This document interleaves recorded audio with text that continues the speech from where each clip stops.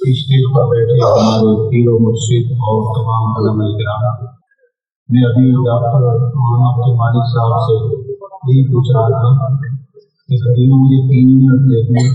دیکھنی ہے تو 3 منٹ تک بھی چلا جاؤں گا، لیکن وہ خاموش ہو گئی، اس کا مطلب 3 منٹ۔ ایک صحابی آئے، ایسے موقع پر ایک حدیث یاد آ جاتی ہے، مشکوٰۃ شریف میں ہے، ایک صحابی اللہ کے رسول صلی اللہ علیہ وسلم کے پاس تشریف لائے، لیکن مزاج کے اعتبار سے شاید صحابہ کا سارا مزاج پوری دنیا میں تقسیم ہوتا ہے۔ آپ اپنا مزاج ڈھونڈنا چاہو گے تو صحابہ میں اس مزاج کی بھی تھے،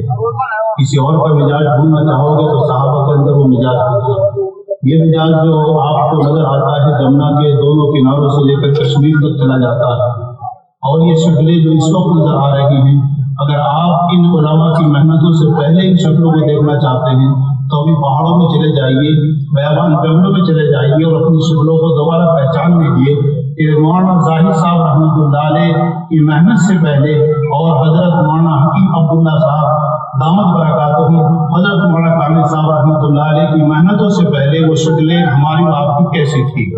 یہ شکل بنی ہے آپ کے اور ہم یہاں تک پہنچے ہیں، اور اب بھی لیکن مزاج کے اندر ایک چیز موجود ہے، اسی پر وہ حدیث ہے۔ اللہ کے رسول صلی اللہ علیہ وسلم سے آ کر وہ صحابی کہنے لگے، یا رسول اللہ مجھے کوئی نصیحت کر دو، لیکن نصیحت زیادہ نہ کرنا، اور حضرت مولانا عبد المالک صاحب کے 3 منٹ سے زیادہ مت کر دینا۔ تو اللہ کے رسول صلی اللہ علیہ وسلم تو جامع الکلیم تھے، حکیم تھے، وہ مرض کو پہچانتے تھے، روحانی مرض کو، سامنے والے کے اندر مرض کیا ہے۔ لہٰذا آپ جانتے ہیں جب ڈاکٹر طبیب ماہر ہوتا ہے تو وہ ہزاروں پڑیاں نہیں مانگتا، وہ ایک مریض کے پیچھے اتنی دوائی نہیں مانگتا، وہ 1-2 ٹیبلٹ سے ہی اس کا علاج کر دیتا ہے۔ اللہ کے رسول صلی اللہ علیہ وسلم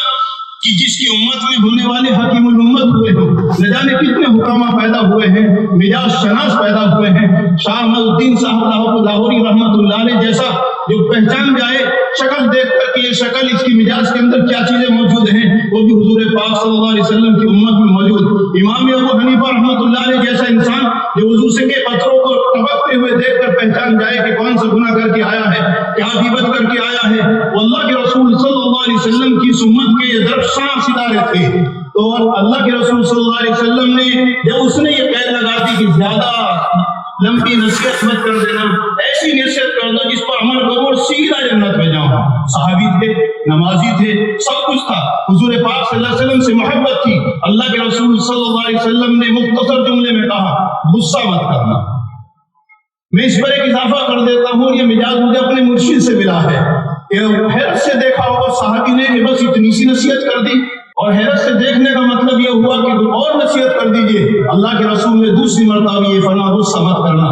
تیسری مرتبہ یہ فرمایا غصہ مت کرنا۔ وہ یہ اشارہ تھا میرے صحابی سب خوبیاں موجود ہیں، ایک کمی تیرے اندر ہے، یہ غصہ بہت آتا ہے۔ تو اے لوگوں، اور خاص طور سے جس علاقے کا میں نے نام لیا ہے، اس علاقے میں کیونکہ جنگل سے اٹھ کر کے تھوڑے بہت اوپر کو پہنچے ہیں، لیکن مزاج وہی اب تک بھی ہے۔ اس مزاج کی بنا پر گھر میں بیٹیوں کو طلاق ہو رہی ہے، اس مزاج کی بنا پر بچے کہیں ہیں، شوہر کہیں تو ماں کہیں ہے، اسی مزاج کی بنا پر خاندانوں میں ٹکراؤ ہو رہا ہے، اسی مزاج کی بنا پر ہماری آپ کی زمینیں بک رہی ہیں، اسی مزاج کی بنا پر ہم دوبارہ مزدور ہو چکے جو زمیندار تھے۔ لہٰذا ایک نصیحت پر عمل کر لو اور وہ مزاج اختیار کر لو جو مولانا ظاہر رحمۃ اللہ علیہ نے دیا تھا، وہ مزاج اختیار کر لو جو آج میرے پیر و مرشد کا ہے، وہ مزاج اختیار کر لو جو مولانا کامل رحمۃ اللہ علیہ کا تھا۔ آپ ان سے سبق سیکھ کر نرم ہو جائیے، اور نرم ہونے کے بعد اپنے اخلاق کو بہتر بنا دیجیے۔ اللہ رب العزت مجھے اور آپ کو عمل کی توفیق نصیب فرمائے، ہماری نظر بنائے۔